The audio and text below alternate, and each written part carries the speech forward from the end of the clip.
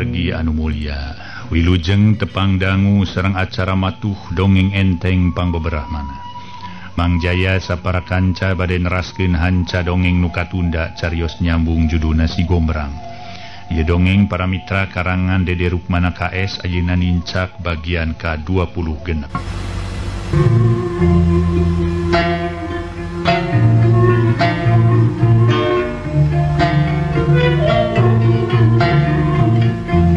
Para mitra anu mulia, mangga para mitra urang teraskeun hanca dongeng judulna nyaeta Si Gombrang.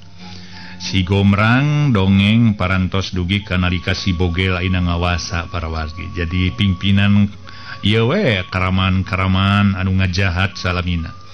Malah mah sadayana nurut ka manehna para wargi. Mangga urang teraskeun atuh Mang Jaya sapara kanca ngahaturkeun wilujeng ngadangukeun. Si Goro katut Juminta barang ret nempo baturna dibere duit gentak si Juminta milu nyarita. Ugan Bogel, aya naon maneh minta? Yugan saur abdi mah eta nu nala Si Gombrang teh. Moal kantos sajurus lah cacakan ku polotot salira ge Si Gombrang mah moal teu namru atuh. Margi soa ku soca salira nu nyedem sinar pangabaran. Hahaha. Kana pasti Juminta. Pasti si Bogel saurang jalma nu luhur ajena euy. Tapi hanya ka da si Bogel geus dibikeun duitna ka si Jandra teu boga duit aya mah beak euy. Awios tugan da teu perbiar tos abdi mong ieu we bako tos kosong. Heueuh duitna kosong sedeng bako teu boga aing mah. Selain nyawa sorangan sia salila si Bogel taraudun bako lain cek si Bogel adukna Juminta ngegel curu. Jero hate Juminta nyarita kieu can puguh sia lah tomborok ku sajurus nguntup. Wah panggilan modal sia teh. Ka melawan Si Gombrang teh atuh. Pokna. Si Goro kakara oge rek ngab kaburu ditempas manten. Rek minta duit sarua deui. Eueuh geus dibikeun ka si Jandra. Itu bagi tilu atuh ekernya. Parentah si Bogel. Lapur Juminta jeung si Goro teu kabagian persenan teu lila si Jandra kedah tumanya. Sanes ki Bogel naha ieu teh iraha rek nuju ka lembur dukuh teh. Pokona malah leuwih cepat leuwih hebat gitu. Malah waptang tuh si Gombrang aya di eta lembur. Memang bener euy Jandra. Leuwih gancang leuwih hade bakal leuwih alus. Ngan kumaha cara jeung katang tuan nah jorag langsung ka imahna atau kumaha cing dewek minta keterangan. Ai ceuk wae. Eta mah kinten kira-kira nama lah. Kumaha we lah pokona mah. Ieu ti ayeuna pokona mah ai sabab munding kengke mah bisi Si Gombrang lapur manten kitu mending langkung hebat kitu ti ayeuna diserang kitu maksud teh. Memang bener euy Si Gombrang kudu ti ayeuna di ala nyawana. Samalah dewek poe mangkukna geus nampa beja ti pamajikan dewek. Nyebutkeun anak buah dewek anu kiwari umurna nincak welasan taun geus boga pikir hayang ngabantu ka dewek euy. Maksud anak dewek lain anak buah. Apaan atuh? Atuh da tuang putra teh atuh. Dun eta mah teng manuk teng anak meraku kuncungan atuh. Uyah mah teretes kalur atuh. Asa teh bapana atuh. Tangdus we pokona mah. Pokona mangkaning eta tuang putra bade dipasrahkeun ka siluman barong karedongnya. Ieu mah saumpamana. Nyari tetela Si Gombrang kasoran ku dewek manaon hartina dewek minta ilmu atau bantuan ka siluman euy cek si Bogel. Sateruyna si Bogel jeung sakabeh baturna tuluy guntreng ngarobrol diselang ku ting cakakak seuri. Disagedengeun manehna terus ngakalakeun jiwana Si Gombrang. Atuh dina pamustungan si Bogel bakal ngajorag ka lemur dukuh pikeun ngajajal nyaeta Si Gombrang rek ngala nyawana. Wanci berang geus kaganti ku datangna mangsa peuting di tempat eta si Bogel. Di alas banteng karaeng mimiti geus tembong sarwaning sasatwa nu sok liar ti peuting. Kayaning kalong lalai jeung sajabana. Dina mangsa waktu geus kacida pisan poekna, di alas banteng karaeng peuting eta geus tembong kalaluar goromolan banteng karaeng nu dipingpin ku si Bogel ngajugjug ka lembur dukuh. Si Gombrang para mitra nu jadi inceran pihak goromolan banteng karaeng. Peuting eta geus anyog ka lemur dukuh kebat Si Gombrang ka imahna, tapi tetela di imahna estuning kosong eueuh jalma saurang-urang ajan. Wajib ditanya ke Yesuga nyarahun. nakeur kamaran cenanya inung uing jeung pamajikan uing katut ieu Ki Jemar mulai digintung mah kitu rek ditanyakeun heula we ka Ki Ehon jeung arek nepungan heula Pak RT jeung isukan rek ajarah ka kuburan Aki Anasan jeung Nini Iso sakalian bari rek nyekar ka kuburan Abah lah kitu cek si Gomrang sajeroning aya di eta imah geus kitu mah terus we si Gomrang miang sabada nutupkeun heula panto sanggeus katempo beres kebat si Gomrang ngajugjug ka imahna Pak RT da puguh deukeut nya teu lila si Gomrang anyog kaburuan imah Pak RT jeung ngajanteng terus ka ketrok di barung ku pupuntenan punten Pak RT ieu uing Pak RT datang ye aduh punten cek cepokna Pak RT anu memang tacan sare da puguh sore keneh nya giak we ngajawab saha eta nu di luar wayah kieu kutra ketrok uing Pak RT Gomrang teh uing saha nahat tukang suling mawa barang bah pokna salah denge lain tukang suling uing mah Gomrang aduh rek mawa barang atuh ka jero we kabeneran ye cek Pak RT bari tuluy cengkat kulutrak kadenge Pak RT sada muka tulak barang berai muka tulak si Gomrang keur ngajengjeng kekelanan ieu teh lain jang Gomrang nya uing Pak RT Gomrang abet nanyakeun deui atuh ka uing cenah cek si Gomrang bari ngasongkeun leungeun ngajak sasalaman amuing eta pangawakan kuat ka kitu atuh ngaleutikan panon meni celong atuh awak begang sok ka jero Pak RT dag deg dina ngoning kadatangan ku si Gomrang terus hanyat ka jero imah saterusna diuk si ganu cape kumaha jang dipanyabaan teh panggih teh jeung Ki Buyu Cakrabuana nu matu di alas jagat karoban Pak RT gasik tumanya ka si Gomrang bari nyodorkeun teko jeung cangkirna ka hareupeun si Gomrang bari ngarongkong teko pok si Gomrang ngajawab pananya Pak RT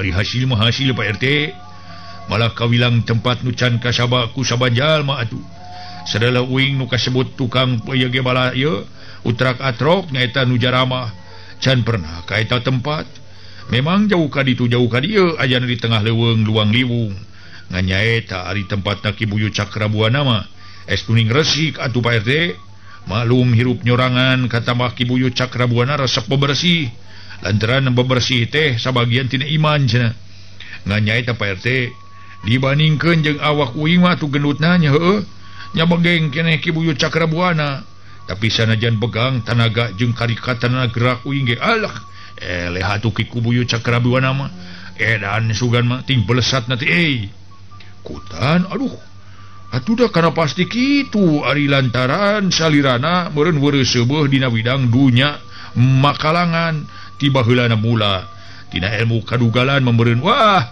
eta mah geus saehuna lain-lain ai Ki Jemar saha na terus di ditu kumaha pangna uing ka dieu rek nanyakeun ieu ngapa majikan katutua kolot uing nah keur araya di mana cenah ari ceuk Ehon mah cenah dua inung bapa jang Gomrang katut pamajikan ujang teh aya di lembur gintung nganduk ka arinya henteu nama kana pasti kitu di lembur gintung Pak RT ari sabab di mana deui atuh nganyata kieu itu jang Gomrang basa mangkukna ka dieu teh nya aya jang Cakra rek ngabejakeun hal ngeunaan ayana gorombolan banteng karaeng nu dipingpin ku si Bogel kitu ceuk jang Cakra teh jadi kitunya jadi poe anu geus kalawas kaliwat teh kalembur aya si Cakra dewa beja naon cenah ti si Cakra teh Pak RT naon atunya nya kungsi nyaritakeun yen ka imahna kadatangan gorombolan si Bogel malah mah Ki Cakra Dewa Cakra Dewa nya anjeunna teh nyangemkeun teu kiat ngayonan elmuna si Bogel kitu kana pasti Pak RT ari sabab ilmu si Bogel mungkin kiwari mungkin hebat mungkin nambahan tapi keun uing mah morek ngantep ka si Bogel atuh moal diantep karep kitu wae sina tuluy ya manehna ngalaksanakeun pagawean-pagawean teh uni kudu diberantas nu kieu mah modeh si Bogel mah lah si Gomrang tuluy nyam hari ngepelkeun pereup ari rasku kajahatan si Bogel. Usumuhun masing hati-hati we atuh Jang Gombrang. Aya paribasa masing caringcing pageuh kancing saring set pageuh iket. Bising aya siku si wulu-wulu mau ngamuk gajah mata. Atuh Jang Gombrang kadasa satia siap sadia we nu penting mah kitu. Tah kitu. Sumuhun atuh ayeuna mah tos atuh kadinya leleson heula Jang Gombrang. Rek imah we Pak RT lah.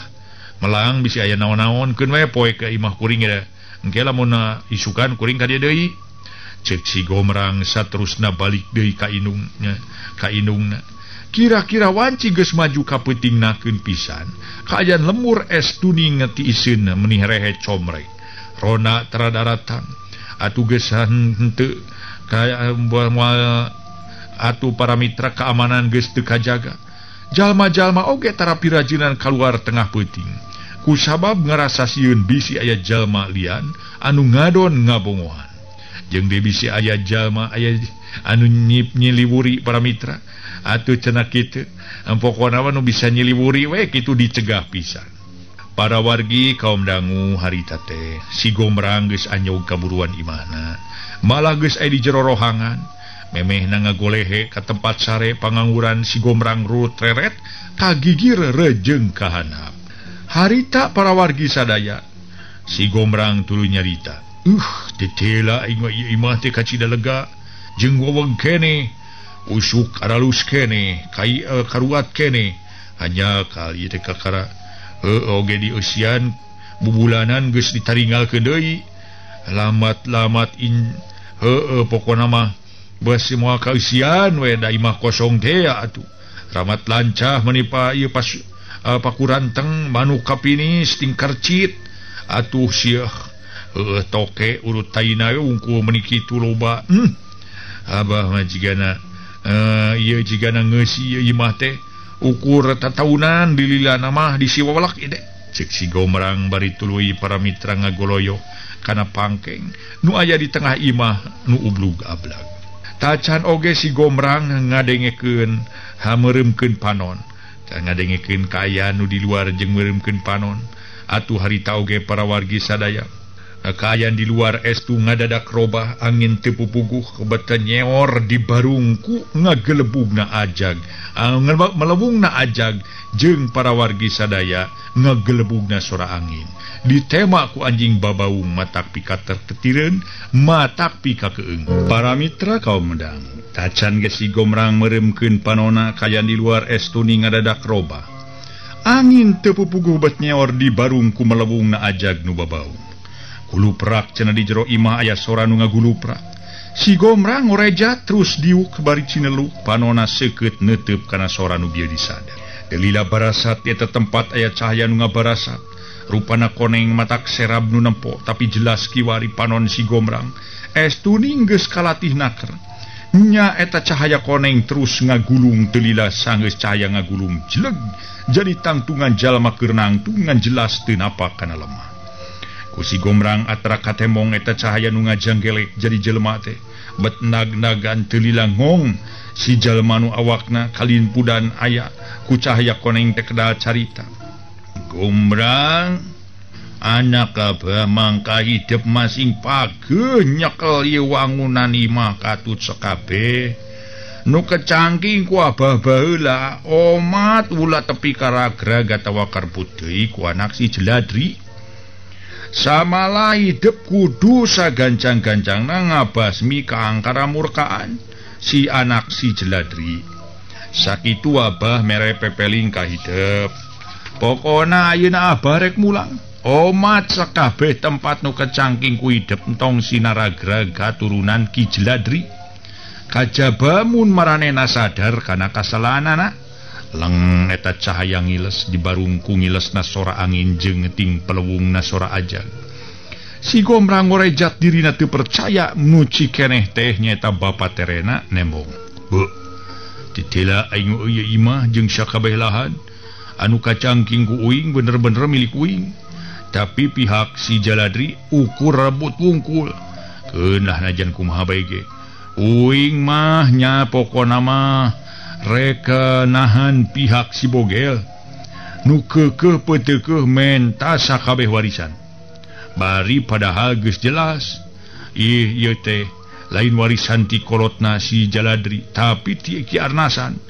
Atuh mun diwariskeun ka Abah Dempak katukeun bae lah nyaeta. Keun Abah mugia sing tenang we bah cek si Gomrang.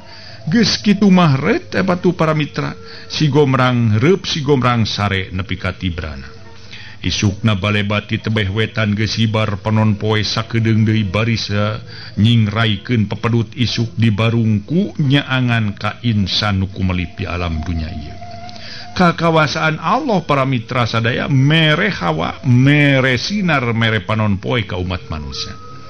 Atuh saterusna urang peryoge syukuran lantaran sahenteuna mun urang syukuran mah rejeki urang baris ditamah. Aya rejeki eta naon bae para wargi nu disebut rejeki mangrupa haliah dunya meureun mangrupa duit jeung sajabana atau barang-barang, tapi rejeki keimanan anu memang hese disalurkeunana eta mah tergantung kari kumaha urang dina nggoning mayunan eta masalah jeung hate urang nah bener-bener urang geus iman geus tebal keimanan urang kanu maha kawasa Allah subhanahu wa ta'ala. Para mitra anu mulia, harita keneh nyaeta si Gomrang tuluy nyarita ningsih geus aya kana ieu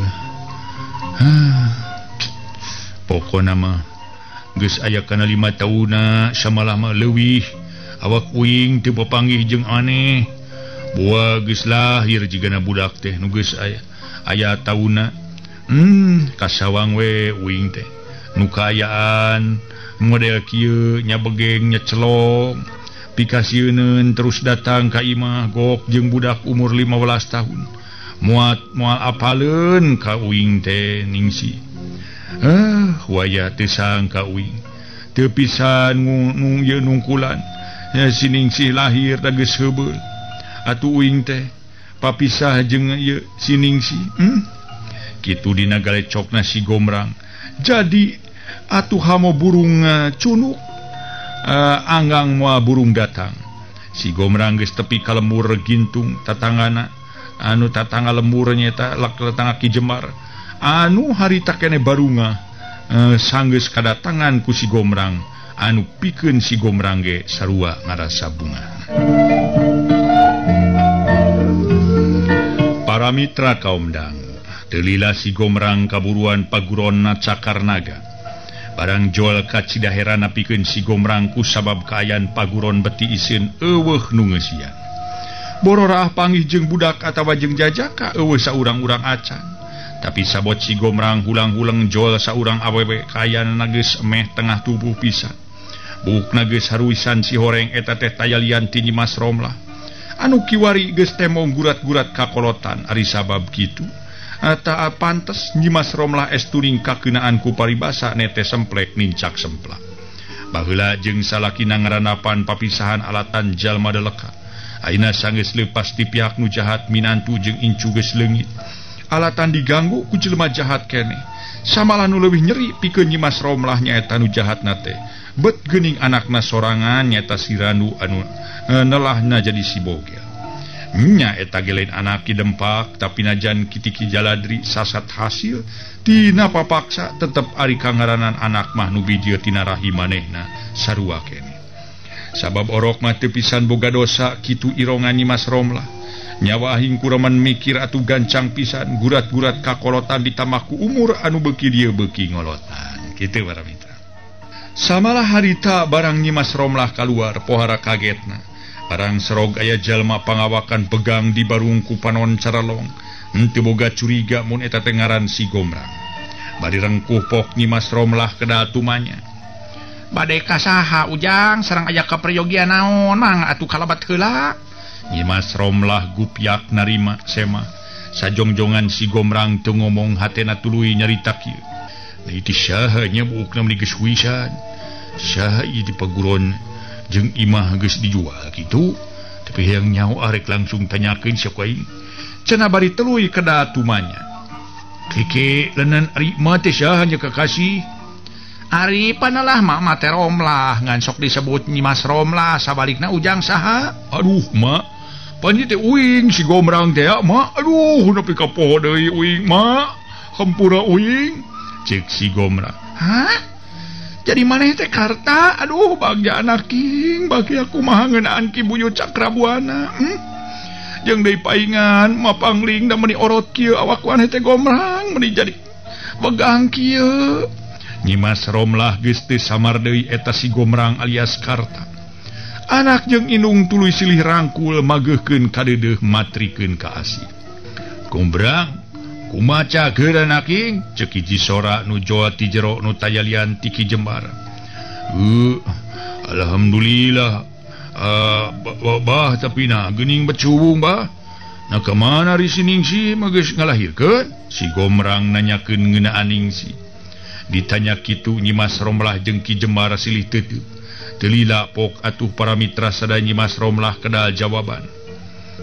Dedeh teuing Karta, kudu kumaha atuh ari nasib hidup anak king. Baheula aya kajadian gara-gara si Jaladri.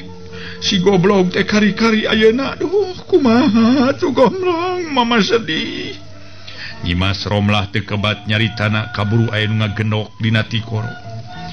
Nah, kemana si Ningsih teh mak? Nah, kabur atau kumaha? Si Gomrang geus teu ngeunah rasa. Jajantung rate ratug, hate pating seredet tu genah nyapi pikiran. Teu lila atuh Ki Jembar milu nyarita. Wah Karta anak ing, muga maneh sing kuat nahan ye cocoba. Kamari basa hidup geraya di penyabaan di tempat Ki Buyut Cakrabuana. Kaya lembur geus kadatangan ku si Bogel nu geus jadi pemimpin gerombolan Banteng Keraeng. Jadi ngarupakeun karaman-karaman nu ngaganggu katentreman masyarakat desa. Tanya maranehna nu jadi bibit bubuit nu nyieun ka sang tukangna ieu kelakuan pangna Nyi Ningsih ngejat ieu imah lantaran kieu geuranya. Ki Jembar harita ngaguar lalampahan si Bogel basa ngajorag ka lemburna nu mimitinan ku ngayakeun siasat ku gaduruk hiji imah saterusna ngancam Ningsih malar daek nyubadanan kana kahayang si Bogel. Kusabab Ningsih tetep nolak nya hartutung namah manehna ini teuing ka mana bareng jeung nu jadi anakna tamat cacarita poka mungkas ku caritaan kieu. Tah kitu jadi Karta ngeunaan nasib nu tumiba ka anak katut pemajikan maneh malah ambu sorangan kayaknya ambu maneh. Ento cicingan milu nyegah eta pola si Bogel. Nganya eta lain tandingan ambuna jeung teu jeung Abah. Ari Abah harita riweuh. Mareuman seuneu nu mewe tama seuneu mapai ka imah urang. Ceuk Ki Jembar nutup sakabeh caritaanana. Para mitra sadaya meunang sajongjongan masih Gomrang teu daek nyarita. Teu lila tembong sorot panon si Gomrang robah. Tetep seukeut di barungku ngageterna awak. Asa kacida teuing we ari turunan si Jaladri aya ka indungna nya ka anakna. Geus eueuh deui hampura pikeun si Bogel mah. Hutang ka nyeri bayar ka nyeri, hutang ka wirang bayar ka wirang sia mah. Poe kene uing ka paksa rek maruluh Ningsih. Di mana jeung ka mana maneh teh mah? Cek si Gomrang. Atuh harita dirina poe eta kudu miang deui pikeun maluruh di mana jeung ka mana inditna Nyi Ningsih. Ari para mitra Nyimas Romlah hatena kacidangeunna sejengang resna ku nempo nu jadi anak rek init deui jaba masih capek jabacan karuhan gancang panggih. Nyimas Romlah ngajerit dina hatena. Karta anak king kasep. Puguh mun ngaguguh hate mah mage hayang kumaha boa. Tapi maukur bisa cerik da puguh geus sakieu kayayanan. Ayeuna mah kieu nurutkeun jalan pikiran mamah geus we heula hidup reureuh. Keun poe isuk atau pageto hidup lunta deui maluruh nu jadi pamajikan jeung anak. Lanya Karta, muga hidup masing sabar jeung tawakal. Lalampahan meleruh jelema lain lalakon enteng-enteng. Urang kudu sabar lan tawakal. Leung basa mun langsung kepangkin rajang dinante matak sengsara kenawak. Cek si Jembar. Tapi si Gomrang para wargi estuning tara malikan deui ka kecapanana sakaligus nyebut hideung tara koneng sanajana ka kana koneng ge hayang nyebut para mitra sadaya.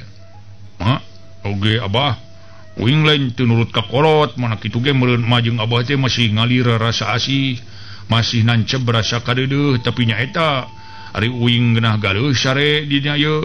Andinu tempat anu ngeunah dahar kari am, ari anak jeung pamajikan mun eueuh anu ngarawatan meuler gular goler dina taneuh, atawa amun di kebon meureunna di saung, mun di leuweung meureun dina jukut hanapun tatangkalan. Aya sato aya itu duh geus sese nyawang we meureunnya ku kituna. Restu ti Abah jeung Ma uing poe ieu keneh rek lunta geusan maluruh ningsih jeung nu jadi anak. Si Gomrang geus teu bisa dicegah keukeuh niatna rek init neangan nu jadi anakna jeung pamajikanana. Imas Romlah jeung Ki Jembar ukur silih pelong, ari ku kitu teh mah pantes saha salakina nu teu melang ka pamajikan komo sasat geus boga turunan. Nya atuh ari keukeuh jeung rek maksa ayeuna mah bral muga aya dina kasalametan. Imas Romlah nyarita kituna teh di barungku beus Cimata. Atuh para mitra sadaya bari jeung sedih teu euy-euy ngarasa tunggara es tuning teu kenat-kenat bang baluh kalbu es tuning terus ngaraksuk-suk mah. Nya junga tuh ari dep keukeuh rek lunta muga-muga sing kepanggih nganawa moal rek mekelan Abah mah teu pugu da teu boga kaboga teu moal mekelan naon-naon. Ki Jembar ngageuri sorana cacakan. Lain ka anak teges geus tembong kanyaah komo mun ka anak bener ka anak teges gancangna carita poe eta keneh dina mangsa panon poe geus mengok ngulon. Si Gomrang lunta deui pikeun maluruh nu jadi anak katut pamajikan. Ningsih duh nah kumaha atuh nasib urang teh baheula dua kolot uing dibaruntakeun ayeuna kahirupan urang geus kieu. Nasibna iraha atuh tunggara anggeusana teh kasedih rek initna kabingung rek pundungna paingan dina impian siningsih kaimpikeun teu balik. Horengnya we impian teh buah tina kanyataan atawa kembang tina kajadian. Cek si Gomrang anu kahirupanana teu boleh meunang tunggara jeung sangsara. Lampahna si Gomrang teu mapai jalan jajahan tapi kepat ngasru ka jero leuweung. Nu mimitina nincak pakebonan jeung pasir saterusna norobos jalan ka jero leuweung. Sabab si Gomrang boga kayakinan ningsih moal make jalan anu nambrak tapi pasti make jalan sisi. Hiji poe di tempat Nini Cantini aya saurang jajaka nu umurna kurang leuwih 15 tahun. Si Horeng eta budak jajaka tayalian ti Santika nyaeta anakna ningsih ti si Gomrang nu kiwari eta budak asalna Orok, kiwari nincak jajaka. Aya paribasa para mitra sadaya teu dicaritakeun kumaha nincakna ieu jajaka ngan kocapkeun harita geus dina kayan budak teh balik. Hari-harita nu jadi indungna nyaeta ningsih. Poe eta ningsih keur ngagelendut mapatahan Santika. Santika dasar terah anak jawara. Akina ngarupakeun hiji jalma nu beunang dipercaya deung. Samala apana nu jadi bapana nyata si Gomrang ngarupakeun saurang jalma nu hese pikeun neangan pitandingeunana. Ngan tetela darah si Gomrang anu sok ngalobakeun heureuy es tuning teu nerap dina jiwa Santika mah. Kusabab dina sifat jeung tabeat Santika ngalap ka akina nyata Ki Jabur jeung ka indungna nyata ka Ningsih. Teu dilapok Ningsih kedah carita teteupna seukeut ka Santika. Es tuning nerapkeun rasa kanyaah salaku indung kanu jadi anak. Santika anak emak. Cing atuh ari ulin teh tong sok kamalinaan teuing najan nya hidup geus warawuh jeung sakabeh pangeusi ieu leuweung. Tapi tetep we kangaraning manusia estu beda jeung sato. Samalah poe mangkukna nya hidup lunta ti ieu tempat. Nya nu dimaksud hidup ngambah pilemuran. Sok terus terang we ka emak da emak teh moal ambek ka mana ulin teh. Ningsih dina mapagahan nu jadi anak estu ning teu pika ambekeun ka Santika tapi estu matak pika ajriheun nu jadi anak. Kumaos mak parantos kalangkungan teuing ameng mak nanging da sanesna naon es tuning hoyong nambih pengalaman pikeun pibakeuleun abdi mak. Syukur ari hidup daek mulik ti keur leuletik mah nyiar kabisa ti keur budak. Ma Bungah jeung Bagja sok sanajan hidup gelarna ka ieu alam teh teu ditungkulan ku bapa anu ngayuga. Ningsih nyarita kitu teh bari marabayekeun Cipanon. Ari ras inget kana kajadian nu geus lawas kaliwat. Meh orok jadi korban katelengesan si boga tur dirina kamu bisa nyelametkeun diri mun seug taya nunulungan nyata Nini Cantini. Nyirengeh nu jadi inung ngemeng cimata Santika reuwas gentak dumanya. Kunaon mak lir anu ngemuka sedih? Mungkin hapunten bae tina sanes kana kalepatan abdi mak nu sok musingkeun we ka emak. Lain ku perkara eta kasep anakingan. Pangna mangemuka sedih ari rasku talajak jeung paripola saurang jalma nyaeta musuh bapa hidup. Nu katelah goromolan banteng karaeng mugi wari dipingpin ku nelasi boger. Tah pangna majeng hidup aya di ieu tempat lantaran peta polah nasi boger. Sedang waktu eta hidup masih orok beureum keneh nincak umur 6 bulan. Jadi urang cicing di tempat meureun leuwih ti 10 welasan tahun. Janten urang teh pang aya di tempat teh jalaran diruksak kuno nalasi boga goromolan banteng karaeng mah. Memang pelenges mah mun kitu mah. Hiji mangsa eta goromolan hamo diandep ku abdi mah malah diruksak diburak-balik tuh man. Ulah wah kakasep anaki ari sabab pihak goromolan eta teh lain saeutik jumlahna. Jeung teu hanap ajen tahapan elmuna laluhur. Ke di mana jiwa hidup geus masagi ku aji pangarti. Kasih puku pengawaru beral hidup gerat anjeurkeun keadilan cek Ningsih estuning dedehnya ka Santika nu jadi anak. Teu lila sabot Ningsih keur mapatahan Santika jol Nini Cantini kadinya bari mawa hayam leuweung beunang ngalah. Tah kasep incun ini. Ieu Nini malerog hayam meneran pisan keuna sok ainya Nyi Mas. Daging hayam tah ieu parak-parak kadinya beuleum ieu buluna pikeuna picenan tuluy kumah prato paheuk diasakan. Cek Nini Cantini bari ngalungkeun hayam leuweung nu geus paeh gap kuning sih atuh ditampanan. Geus kitu mah tuluy nuju ka tukang ka tempat maksudna marek ngolah-ngolah eta daging hayam leuweung. Kumaha incu nah geus kacangking kabeh jurus ti Nini. Nini Cantini neuteup ka Santika di barungku ngalirna rasa kadeudeuh. Lir ka incu pituin. Sakedik-kedikeun ini abdi tiasa neuleuman ilmu ti pangersan ini. Nanging atuh abdi teh bawi raos we Nini sadaya ilmu nu tos nyampak teh estuning masih keneh kirang seug saupami abdi hiji mangsa kedah lunta pikeun ngabasmi kaangkara murkaan terutami jalmi-jalmi anu jahat. Ku kituna geura tuduhkeun atuh ku pangersan ini nah di mana tur saha kinten-kinten nu payus diteuleuman ilmuna ku diri abdi teh. Ngadenge eta kecap tinu jadi incuna. Nini Cantini tembong bunga hatena ari sabab tetela dina diri jeung jiwa Santika estuning geus nyampak sifat-sifat anu hade malah mah eueuh kana sifat ujub jeung takabur. Teu dilapok Nini Cantini ngajawab. Incu Nini kasep anaking deudeuh teuing tetela hidup teh lain jajaka anu kapokan jeung ceehan. Sakitu ku Nini dilatih ku ilmu-ilmu nu kacida hese jeung susah tur kiwari sakabeh ilmu Nini geus ngalir dina jiwa hidup.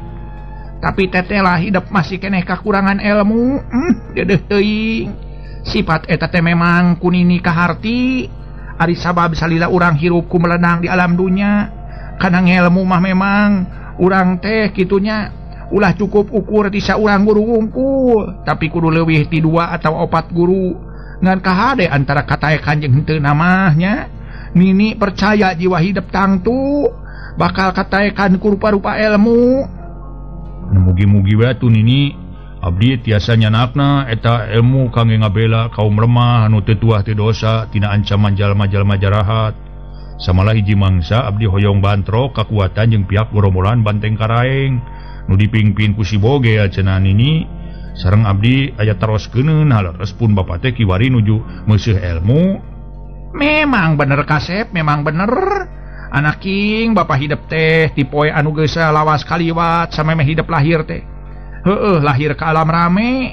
Bapa hidup geus lunta nuju ka hiji tempat nu pikeun Nini taca nyaho nah tempat mana nu dijugjug ku bapa hidup teh tak kitu. Saha panelana pun bapa teh Nini? Cek Santika nu memang can kungsi di bejaan ngeunaan ngaran bapana. Boh kuning nya, boh kuning sih. Ari panelah apa hidup teh nyaeta katelahna karta, bah karta anaking.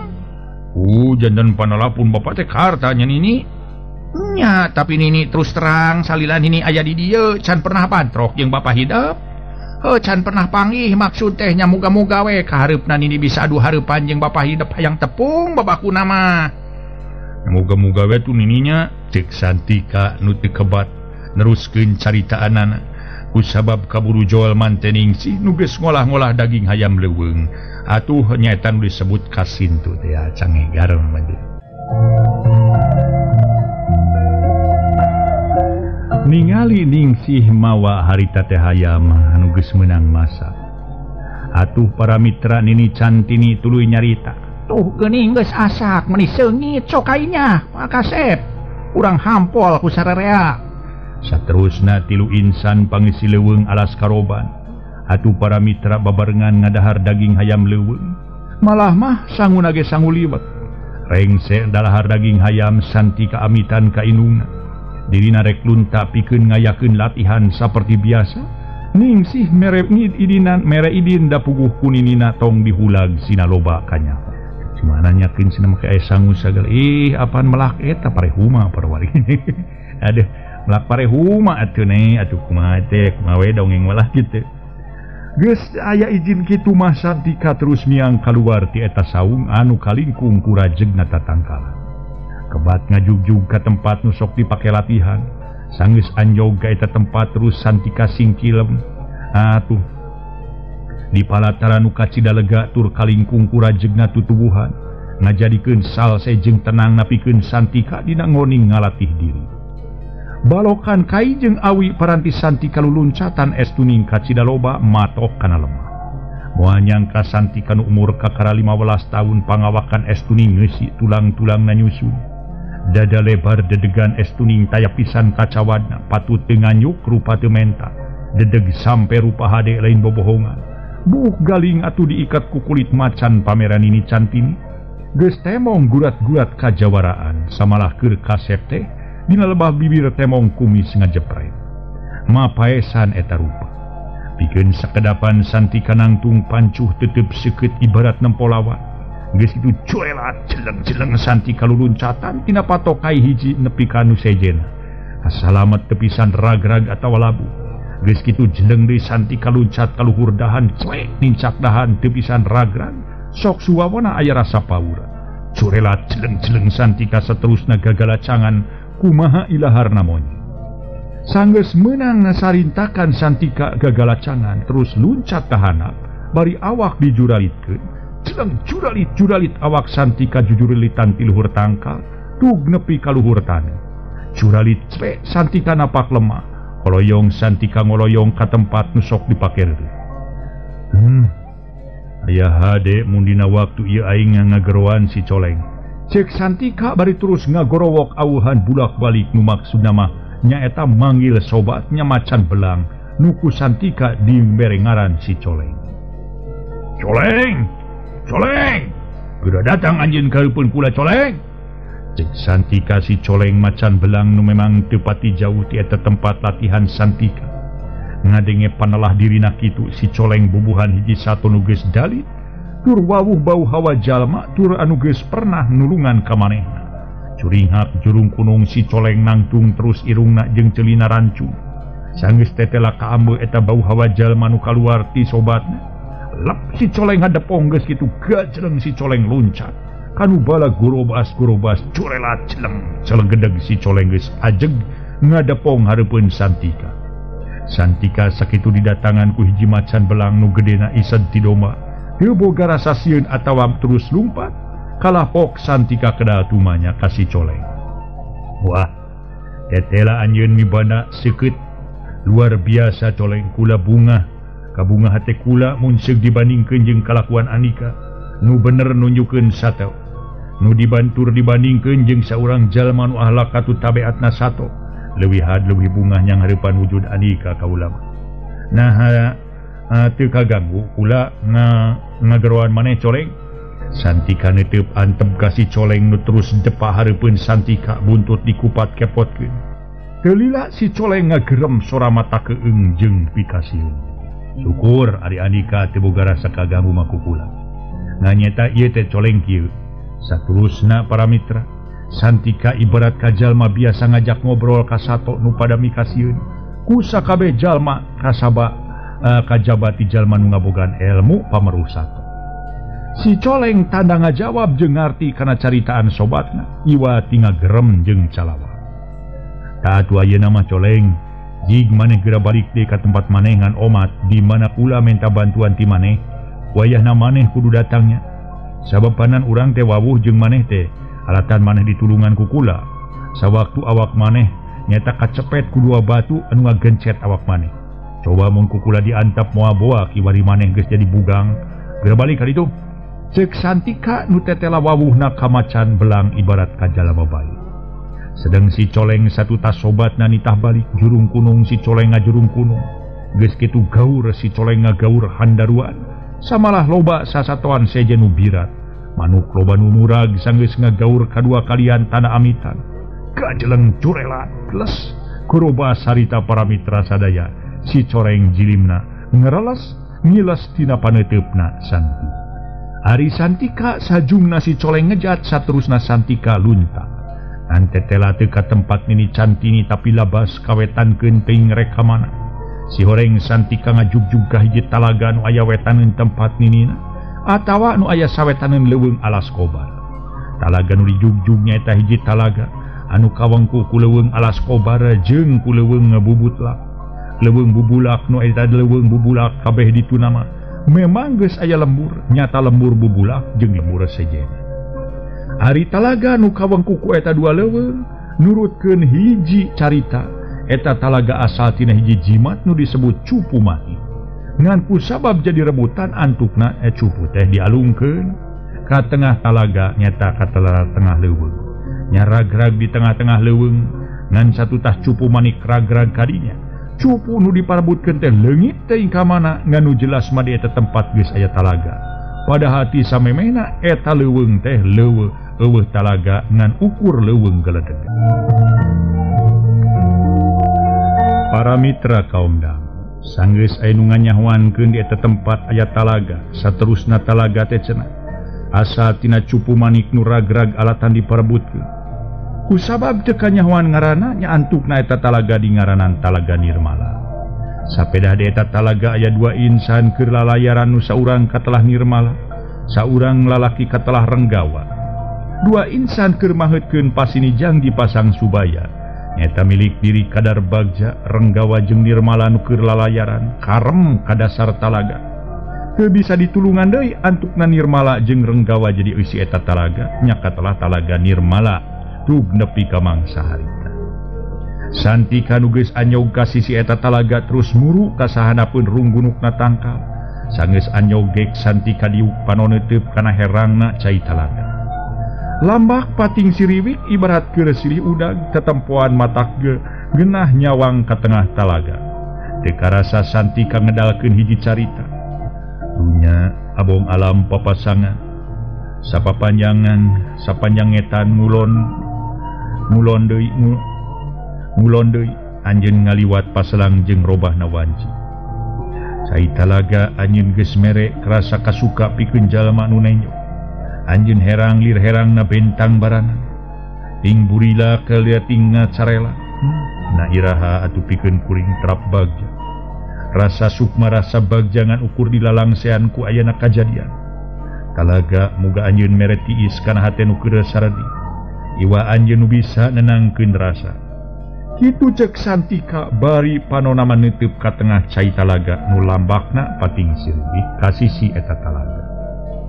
Sabot Santika keur diuk jauh tina jugjugan anggang tina sawangan. Ka tempat Santika diuk geus aya saurang wanoja nu datang. Eta wanoja teu pangling pikeun anu geus pernah tepung.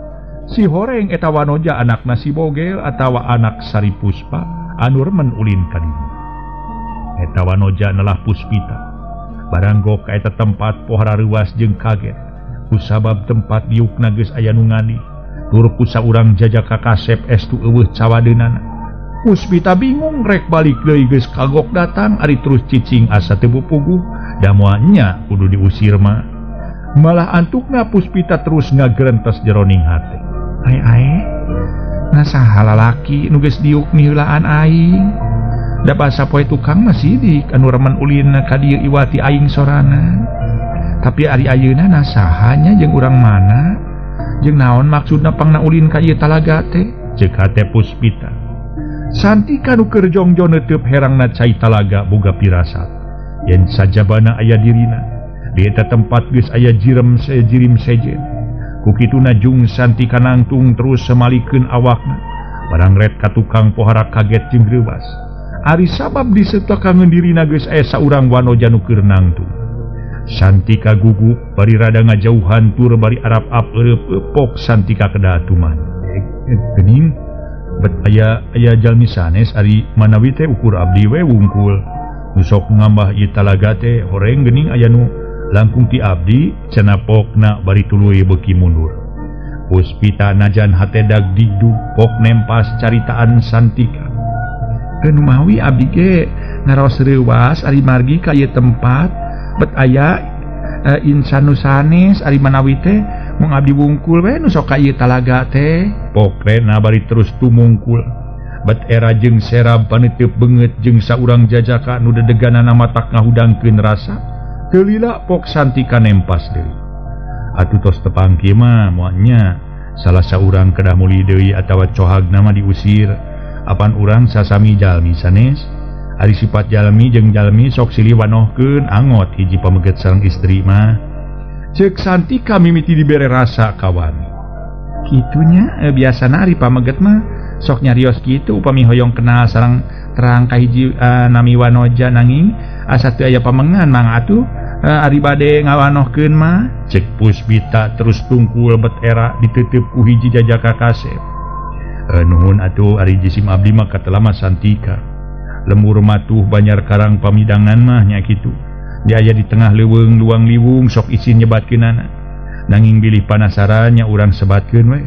Tempat abdi di leuweung alas kobar kuloneun ieu talaga. Kacekap panginten sakitu oge. Ceuk Santika nerangkeun panelah jeung tempatna. Puspita rumenghap tembong lebah dari guna. Aya sapasang tonjolan ibarat buah cengkir sapasang teu lila pok Puspita kedah jawaban. Upami salira ngenalkeun panelah Santika isim abdi katelah Puspita tempat panganyrekan di lembur bubulat aya sawetaneun ieu talaga. Ceuk Puspita bari tungku deui. Janten kitunya atuh urang dinten ieu teh tiasa ditepangkeun ari manawi teh mung abdi wungkul we nu sok ngalantok ka ieu tempat teh horeng sajabi ti abdi aya deui hiji bentang nu ragrag ka ieu tempat siga nama ieu teh anugerah ti Nu Maha Kawasa ti Nu Maha Agung ka diri abdi kedah tepang sareng salira. Geura mangga atuh linggih teu sae ngeras ngadeg wae mah. Hatur nuhun mangga atuh bade teraskeun mah bilih kaganggu. Teu pisan gaduh raos asa kaganggu malih mabingah nu aya. Tempas Santika. Bari Santika sorangan jongjo nangtung. Puspita kusabab memang geus ngarasa cangkeul akhirna mah ngeteyep gegek diuk bari tetep turuy terus tungkul. Para mitra anu mulya, anti akhirna Santika ge terus ngeteyep gek diuk ngan jelas. Teu wani deukeut kusabab ngarasa era. Puspita anu memang jiwana sonagar pok miheulaan ngajak nyarita satu tas silih wanohkeun. Para wargi anu mulya, akhirna Santika oge terus ngeteyep gek diuk ngan jelas teu wani deukeut kusabab ngarasa era. Puspita anu memang jiwana sonagar pok miheulaan ngajak nyarita satu tas silih wanoh. Saderek Santika tos sabarakali salira ngambah ka ieu talaga. Cenah pokna bari maling reret. Komedi percandan mah tos aya kana 5 kalina tikawit dicacanaku nini dugi kawan pun ngambah nyalira. Saha panalah nini salira teh kitu? Panalah nini mah nyebatkeun teh nini Centini. Tah pun nini nu sok sering ngajak amengan ka ieu tempat mung asa teu kantos tepang sareng salira mah. Nya panginten benten waktu salira sumping ka dieu abdi enjingna dongkap ka dieu ayeuna kalersan sareng datangna. Ceuk Puspita teh sadar dirina mimiti kaancikan hiji rasa nu susah pikeun nyebut ngan jelas ti mimiti gok tempo Santika. Jajantung Puspita terus motah lir motahna cai talaga. Hate teu oleh sumereret komo sanggeus paneuteub mah nu pateuteub beungeut. Pikeun Puspita sanajan kakara tepung hatena geus mimiti kabeuli. Teu boga sangkaan mun Santika nyata anakna si Gomrang, musuh satru kabuyutan bapana. Tapi boh Santika boh Puspita teu nyarahongeun. bisa nagigireun maranehna wawuh jeung silih wanohkeun teh kadua kolot nama estuning pasalia pisan musuh gerot lain bobodoa. Teu lila pok Santika kedalisa. Saderek Puspita urang tepang anu munggaran di ieu tempat nu kawengku ku hiji talaga naha sakinten salira teu kaabotan wawanohan sareng jisim abdi nu sakieu goreng rupana jajaka sanes wadalan kota lalaki nu sakadar biji ti leuweung. Cek Santika bari panon tetep neuteub ka hari. Kang jisim abdi ge teu aya basa kaabotan. Teu aya si itu si eta ari wanoh mah mangga teh teuing. Mung sawangsuna upami tadi salira nyebatkeun jajaka sanes di kota. Naon bentenna sareng abdi pan abdi ge sami wanoja sanes di kota. Istri biji ti pasisian anu kawengku ukur ku geledegna leuweung. Samali apanan seueur istri-istri nu binangkit wanoja anu ti padesaan oge. Temal Puspita anu beuki dieu atra beuki kataji kurengkak paripolah jiwa Santika pon kitu deui Santika teu bisa ngabobodo diri sorangan ti mimiti amprok jonghok pateuteub beungeut jeung Puspita hatena terus kakoet jajantungna beterus katiru nu saterusna eta dua nonoman teh ngedalkeun deui lisanna yen maranehna dina hiji poe rek datang ka eta tempat pikeun neruskeun deui obrolanana. Gelila para mitra Santika numi heulaan nyarita. Puspita bilih kalalamian teuing maklum urang aya di tengah leuweung turun namai patepang. Ayeuna pisan abdi bade amitan. Ari margi bilih punini dedeupeun. Ceuk Santika bari jung cengkat sedang Puspita pok ngawalon. Wilujeng angkat saderek Santika mugi di antara urang sing tepang deui kitu ceuk Puspita. Bari maledogkeun imut ka Santika teu wasa nampak terus tungkul bari hate ratu dagdi. Aya saena upami salira heula nu langkung ti payun mulang. Ina atuh saha nu ti payun ka dieu? Cenah pokna bari teu weleh imut. Siga teu bosen-bosen Puspita neuteub ka Santika. Waktosna sek.